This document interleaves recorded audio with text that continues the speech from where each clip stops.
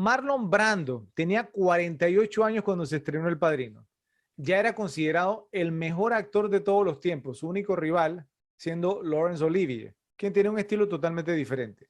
Y había precisamente inspirado y motivado a toda una generación de actores que tendrían un gran impacto en la década de los años 70 precisamente, gracias a su famoso method acting o actuación de método, incluyendo al mismo Al Pacino, aunque de eso hablaremos un poquito más adelante.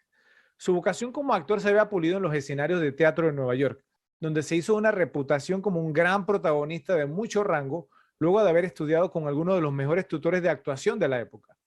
En 1949 decidió dejar el teatro, bajo las críticas de muchos, obviamente, y dedicarse al cine, llevando consigo un estilo natural de actuación que distaba de las actuaciones teatrales que habían predominado en el mundo del cine desde su concepción.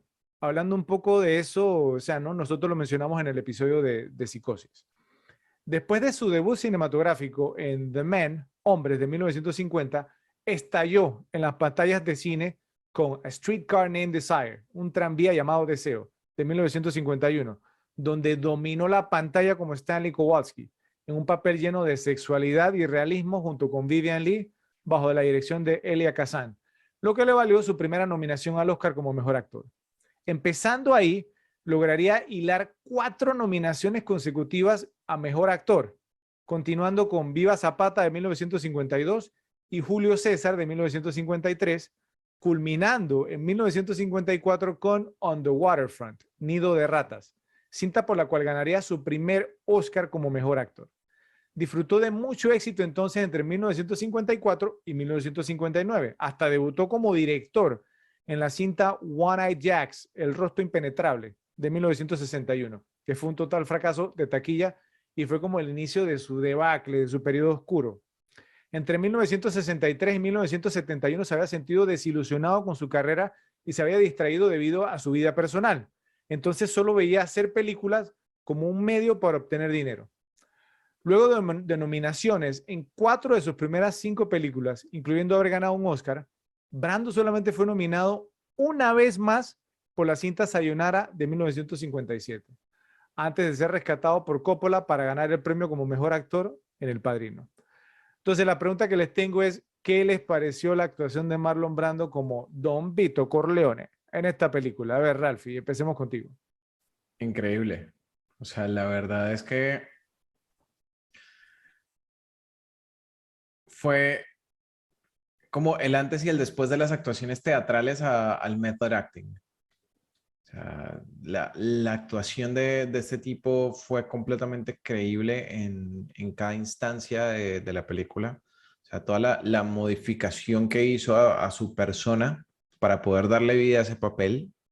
O sea, creo que dejó paradigmas para muchos actores que se, que van por estos cambios radicales en su apariencia para un papel. Entonces, no solo fue muy bien hecha, sino que sentó un precedente súper, súper, súper importante para actores futuros. ¿Sí? ¿Yo?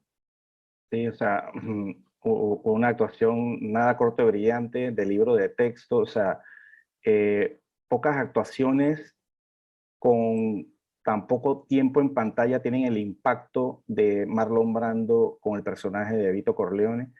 Esta es una película simplemente fascinante que la tienes que ver prácticamente plano por plano y ver cada reacción a cada situación que tiene Marlon Brando, y todas son brillantes, o sea, todas son on the spot, como se dice. O sea, es simplemente cada gesticulación que hace, cada sutil movimiento, o sea, todo es simplemente perfecto. O sea, incluso algo que, bueno, que el tema del gato, que después lo hablaremos, o sea, todos los detalles que le metió a ese personaje, o sea, simplemente fueron brillantes. O sea, no hay otra manera de describirlo. O sea, y por algo es lo memorable que es, como dije, con tan poco tiempo de exposición que tuvo en esta película. O sea, ustedes dirían, digamos, pues que entrarían un ranking, digamos, entre las 10 mejores actuaciones de la historia, si irían, digamos, hasta ese extremo, o cómo, Sí, cómo sin lo duda. pondrían. Sí, sin ¿Sí? duda que estaría en el top 10, probablemente en el top 5. Top 5 de las mejores actuaciones de la historia. Sí, sí. Ok, interesante, interesante. Ok. Yo, digamos, le soy sincero, o sea, a mí me encanta la actuación, digamos, de Marlon Brando, ¿cierto? Me pareció extraordinaria. Tengo un problemita con un par de detalles, ¿no? Pero no voy a negarlo, digamos que fue tremenda, ¿cierto? Ahora, dirían ustedes, porque él, bueno, eso lo vamos a hablar un poquito más adelante también, pero para mí el protagonista, digamos, fue Al Pacino, ¿cierto? O sea, yo sé que suena un poco extraño, específicamente o precisamente digamos, por la imagen que tengo de fondo, ¿cierto? Porque dice The Godfather y al lado, digamos, aparece, digamos, entonces Marlon Brando. Pero obviamente, digamos, esto estamos hablando porque era para temas de campañas publicitarias y todo lo demás. Entonces Marlon Brando era el actor de renombre. El nombre. Sí, exactamente, sí. Pero ahora quiero hablar un poquito, digamos, de Al Pacino. Al Pacino era prácticamente un actor desconocido cuando fue elegido por Coppola para interpretar el papel de Michael Corleone. Con solamente 3 créditos a su haber, 3. Uno en una serie de televisión llamada NYPD, o sea, como decir, Departamento de Policía de Nueva York, donde tuvo un pequeño papel como artista invitado en 1968 junto a Jill Clayburgh, no sé si le suena ese nombre, una actriz bastante popular en los 70, ¿cierto? Donde recibe un balazo. Busqué el clip por YouTube, pues ahí se le veíamos algunas cositas, ¿no? Pero una locura ese episodio. Un papel secundario en una película no muy conocida llamada Me, Natalie, como decir yo, Natalie, de 1969, donde aparece brevemente para bailar con una chica y le pregunta si es una chica fácil. O sea, es decir, no sé, porque vi el clip nada más, no sé si era la protagonista de la película, no sé, si era Natalie, no sé, pero se le acerca, la saca a bailar y en menos de 10 segundos le está preguntando, do you put out? O sea, como si te acuestas rápido, o sea, ¿no? Lo sueltas, tú lo sueltas fácil.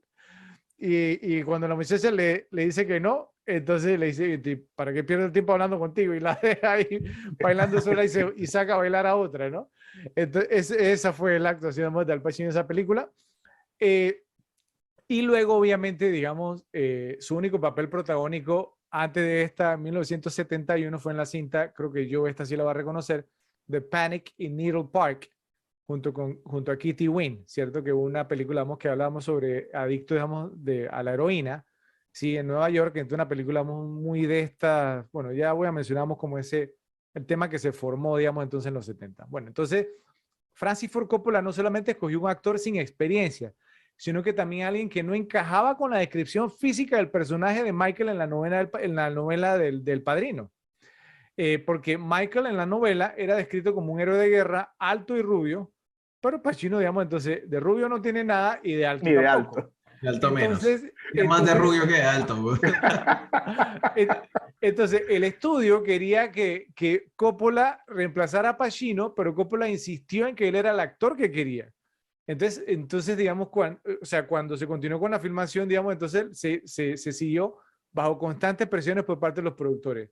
Decisiones como esta permitieron que en los años 70 se caracterizaran, obviamente, si me preguntan a mí, los 70, por esa decisión de Coppola, se caracterizaran por sus películas y actuaciones realistas, gracias a que los protagonistas no eran galanes y las actrices no eran modelos de pasarela tampoco. Entonces esto le dio como un tono distinto a las cintas de esa década. Entonces, les tengo una pregunta. ¿A qué atribuirían el tono realista de las películas de la década de los 70? ¿Consideran que se debió más a que fue una década dominada por una generación de directores jóvenes y visionarios que venían surgiendo como Brian De Palma, Steven Spielberg, Martin Scorsese, George Lucas, Francis Ford Coppola, entre otros, o a la gran camada de actores, digamos, también jóvenes, obviamente, que tenían un gran talento para la actuación, aunque no lucieran como Cary Grant? Me refiero a actores como Gene Hackman, Al Pacino, Dustin Hoffman, Robert De Niro, Jack Nicholson,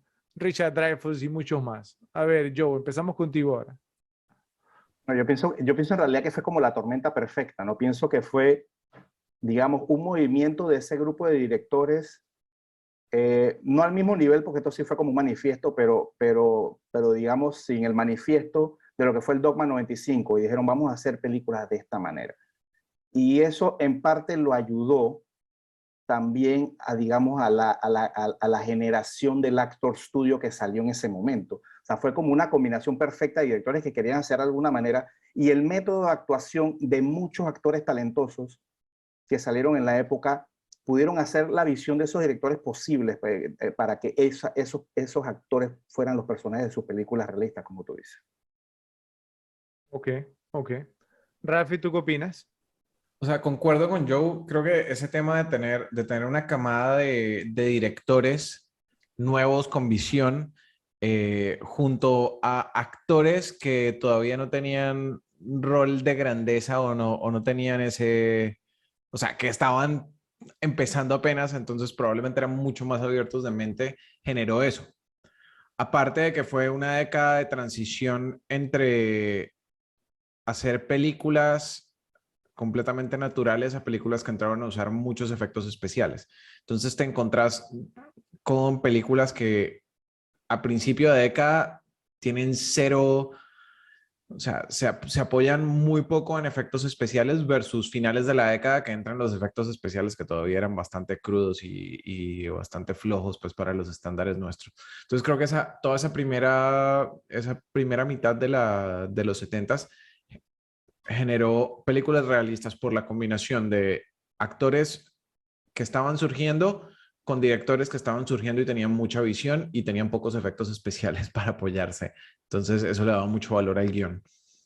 Okay. Ahora, para los que digamos no son tan fanáticos o no han tenido la oportunidad como de sumergirse en lo que digamos el cine de los 70, altamente recomendable, precisamente por esa razón, como muy realista, el listado, digamos, de películas que expuse yo, incluso, digamos, una película como la que mencioné, Charlie Varick, ¿cierto? Con un protagonista como Walter Matthau, que de bello, sí, bello de la película no tiene nada, ¿sí? Pero es decir, o sea, todo, digamos, o sea, el tono, eran actores de verdad. O sea, si tú ibas a estar ahí frente a la cámara era porque tenías talento, ¿sí? No es porque fueras un pretty boy, ¿cierto? Porque lucieras bien. Entonces era un tema distinto. Y además también los directores, los que mencioné, ellos se apoderaron, digamos, entonces sí, o sea, como, ellos cambiaron, digamos, el tema de que el poder lo tenían los estudios y entonces ellos tomaron el poder por esa época, ¿cierto? Entonces, porque ellos los estudios, digamos, se vieron casi hasta como secuestrados por parte de los directores. Y lo que cambió, digamos, entonces el tema fue uno de los mismos compañeros de ellos, que fue Steven Spielberg, ¿cierto? Cuando empezó, digamos, con todos los blockbusters y las películas taquilleras, que le dio, digamos, entonces el poder de regreso a los estudios, ¿cierto? Bueno, el mismo también George Lucas, ¿sí? Con la Guerra de las Galaxias, ¿sí? Entonces, porque, digamos, entonces ahí los estudios dijeron, ok, entonces podemos regresar, digamos, entonces, pues no, al tema de las películas que son eventos, sí, las grandes, digamos, entonces, premieres, no sé, con los actores, digamos, entonces, que son bellos y las actrices, digamos, que son hermosísimas. Y ahí, digamos, entonces cambió totalmente, digamos, entonces, el tono. Hasta los 90, digamos, entonces, que volvió a cambiar y por eso, bueno, es para otro podcast ya después. Gracias por ver este video. Esperamos que te haya gustado. Recuerda suscribirte, darle like, hacer clic en la campanita para recibir notificaciones y compartirlo en tus redes sociales. Te esperamos.